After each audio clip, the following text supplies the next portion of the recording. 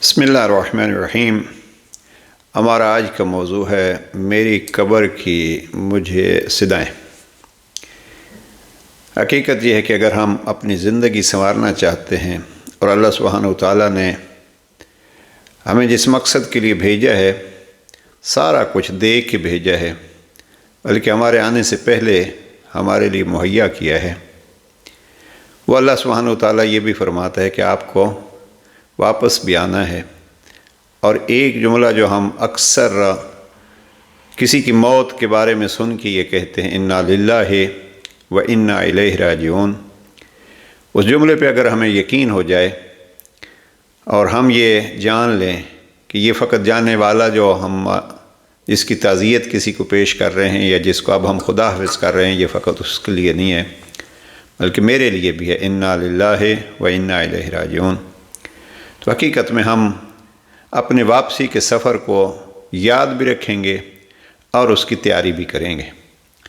انا للہ و انا الیہ راجعون کی بڑی خوبصورت تفسیر نہج البلاغہ میں جناب امیل علیہ السلام فرماتے ہیں کہ انا للہ اقرار بالملک، یہ انا للہ اقرار ہے کہ ہم کسی کی ملکیت ہیں، اور انا الیہ راجعون یہ اقرار ہے کہ ہم ختم ہونے والے ہیں، ہم اس کی طرف پلٹ کے جانے والے۔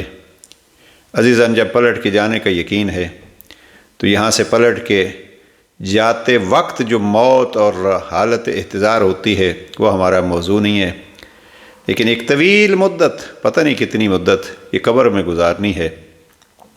اس قبر کو یاد رکھیے۔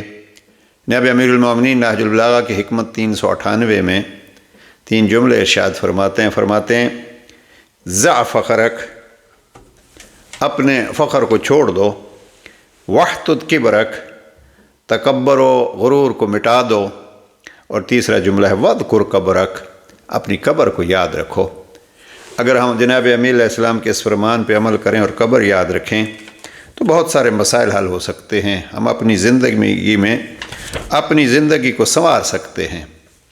جناب امیر المومنین کا وہ مشہور جملہ جو حکمت 130 میں جناب امیل علیہ السلام نے قبرستان میں کھڑے ہو کے قبر والوں کو سلام کیا، اور اس سلام کے بعد سنا دوں، مختصر جملہ ہے، جلدی سے سنا دیتا ہوں۔ وقد رجع من صفین فاشرف علی القبور بظاہر الکوفہ، صفین سے پلٹ رہے تھے امام، اور کوفہ کے باہر جب پہنچے تو ایک قبرستان تھا۔ قبر والوں کو جناب امیل علیہ السلام نے سلام پیش کیا، یا اہل الدیار الموحشہ والمحال المغفرہ، اے وحشتناک گھروں والوں، اے اجڑے مکانوں کے مکینوں، اے اندھیری قبروں میں رہنے والوں، اے خاک نشینوں، اے عالم غربت کے ساکنوں، اے تنہائی اور الجھن میں زندگی بسر کرنے والوں۔ پھر امام فرماتے تم تیز رو رہے ہو جو ہم سے آگے بڑھ گئے ہو، اور ہم بھی تمہارے پیچھے پیچھے آ رہے ہیں۔ اب صورتحال یہ ہے، پھر امام فرماتے ہیں دیکھو، جس گھر کو، جس علاقے کو چھوڑ آئے ہو، جس دنیا کو چھوڑ آئے ہو، میں علی آپ کو کچھ خبر دوں اس کی کہ اما دور فقط سکنت، جو گھر بڑی محنت کر کے آباد کیے تھے ان میں کوئی اور رہنے لگا ہے۔ اما الازواج فقط نوکحت، آپ کے جو پارٹنر تھے، آپ کے جو میاں کے لیے بیوی اور بیوی کے لیے میاں، وہ دوسری شادیاں کر چکے ہیں۔ واما الاموال فقط قسمت، جو مال آپ نے کمایا تھا وہ لوگوں نے تقسیم کر لیا ہے۔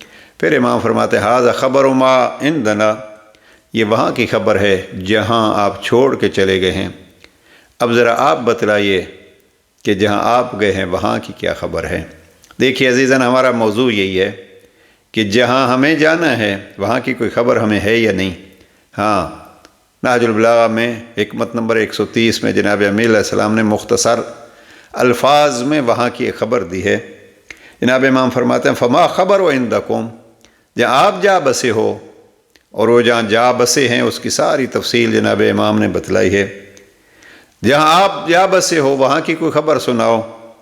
ثم التفت الی اصحابہ فقال، پھر امام علیہ السلام اپنے ساتھیوں کی طرف متوجہ ہوتے ہیں اور ان کو کہتے ہیں اما لو اذن لهم فی الکلام لاخبروکم، اگر آپ کے ساتھ کلام کی ان کو اجازت ہو یا آپ ان کی بات سن سکیں تو آپ کو یہ خبر دیں کیا یہاں امام نے آیت قرآن مجید تلاوت کی، ان خیر الزاد تقوی، کہ آیت یہاں تک ہے خیر الزاد تقوی، کہ بہترین چیز جو یہاں کے لیے لانے کی ہے اس کا نام ہے تقوی۔ اور تقوی کیا ہے؟ بارہا یہ عرض کر چکا ہوں، تقوی یہی ہے کہ اللہ نے جو کہا ہے اس کو کرو، جس سے روکا ہے اس سے رکو، یہی تقوی ہے۔ یا مجھے یاد آتا ہے جناب پیغمبر اکرم صلی اللہ علیہ وآلہ وسلم کا ایک تفصیلی فرمان، وہ بھی نقل کر دوں۔ حقیقت میں علی تو نبی سے ہی لیتے ہیں، اپنے الفاظ میں ادا کرتے ہیں۔ یہ جناب پیغمبر اکرم صلی اللہ علیہ وآلہ وسلم فرماتے ہیں کہ قبر ینادی فی کل یوم بخمس کلمات، قبر ہر روز 5 صدائیں دیتی ہیں۔ انا بیت الوحدۃ فاحملوا الی انیسا، میں تنہائی کا گھر ہوں، کوئی انیس کوئی ساتھی اس کی طرف لے آنا۔ وانا بیت الظلمۃ فاحملوا الی سراجا، میں اندھیرا گھر ہوں، کوئی چراغ لے کے آنا۔ انا بیت الفقر فاحملوا الی کنزا، میں فقر کا گھر ہوں، کوئی خزانہ ساتھ لے کے آنا۔ وَأَنَا بَيْتُ الْحَيَّاتِ فَاحْمِلُوا إِلَيَّ تَرْيَاقًا، میں سانپوں کا گھر ہوں، میری طرف کوئی تریاق لے کے آنا۔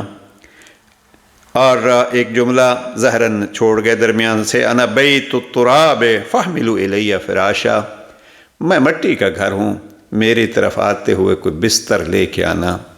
عزیزوں، میں مٹی کا گھر ہوں، اسی جملے کو اگر تفصیل سے بیان کیا جائے، میں مٹی کا گھر ہوں، کوئی بستر میری طرف لے آنا۔ ہم نے بڑے بڑے لارڈ دیکھے، بڑے بڑے عمراء دیکھے، کوئی کچھ نہیں لے گیا، لے گیا ہے تو وہ کفن۔ اب جناب پیغمبر اکرم صلی اللہ علیہ وآلہ وسلم نے قبر کی یہ 5 صدائیں سنائیں، اور پھر فرمایا دیکھو میں پیغمبر آپ کو بتلاتا ہوں کہ قبر کا انیس کیا ہے۔ فتلاوت القرآن، قرآن کی تلاوت کیا کرو۔ وہ وحدت اور تنہائی کا گھر، اگر وہاں انیس چاہیے تو تلاوت قرآن انیس بن سکتی ہے۔ اور اندھیرے گھر میں اگر سراج اور چراغ چاہیے، فصلاۃ اللیل، رات اور شب کی نماز جس کو ہم نماز تہجد کہتے ہیں وہ پڑھا کیجئے، یہ اندھیری قبر کے لیے چراغ ہے۔ وَأَمَّا الْفِرَاشُ فَعَمَلُ الصَّالِحِ، اور وہاں جو قالین لے جانا ہے، جو بستر لے جانا ہے، جو فرش لے جانا ہے، کیا لے جانا ہے؟ پیغمبر اکرم فرماتے ہیں وہاں کے لیے فراش کیا ہے، بستر کیا ہے؟ فعمل الصالح، نیک اعمال وہاں کے لیے بستر کا کام دیں گے۔ وَأَمَّا الْكَنْزُ، وہاں جو فقر کا گھر ہے اور پکار رہی ہے قبر کے خزانہ لے آنا، پیغمبر اکرم فرماتے ہیں لا الہ الا اللہ، یہ قبر کا خزانہ ہے۔ اور آخری جملہ پیغمبر اکرم فرماتے ہیں کہ وہاں سانپ کا جو گھر ہے تو تریاق قبر کہتی ہے، لے کے آنا۔ وہ تریاق کیا ہے؟ وَأَمَّا التَّرْيَاقُ فَالصَّدَقَةُ، صدقہ دیتے رہا کرو، یہی صدقہ وہاں تریاق بن جائے گا، وہیں آپ کو مصیبتوں سے محفوظ رکھے گا۔ یہ عزیزاً، یہ پیغمبر اکرم جس قبر کی بات سنا رہے ہیں، ذرا سوچئے، یہ میری ہی قبر ہے جو مجھے صدا رہی ہے، اور وہ کیا ہے؟ انا بیت الوحدۃ فاحملوا الی انیسا۔ یہ ایک ایک جملہ ہر قبر اپنے مکین سے کہہ رہی ہے۔ کبھی کبھی قبرستان میں جایا کیجئے، میں اکثر جاتا ہوں جب کسی تشییع جنازہ، تو وہاں قبرستان میں میت کے پہنچنے سے پہلے کوشش کرتا ہوں ایک لحظہ اس کھدی ہوئی قبر کو دیکھوں اور اس سے اپنے لیے آوازیں سنیں جو پیغمبر نے بتلایا تھا۔ یقیناً قبر آواز دے رہی ہوگی، میں سن سکوں یا نہ سن سکوں، یہ اگر میں اپنے کانوں کو حرام سے بچاؤں تو ممکن ہے میری قبر کی صدائیں بھی سنائی دیں، اور پھر کوشش کروں جو اس قبر میں جاننے کی ضروریات پیغمبر نے بتلائی تھی ان کو بھی پورا کر سکیں۔ پروردگار اس منزل قبر کو سب کے لیے آسان فرمائے اور وہاں کی تیاری کی توفیق و سعادت نصیب فرمائے۔ والسلام علیکم ورحمۃ اللہ۔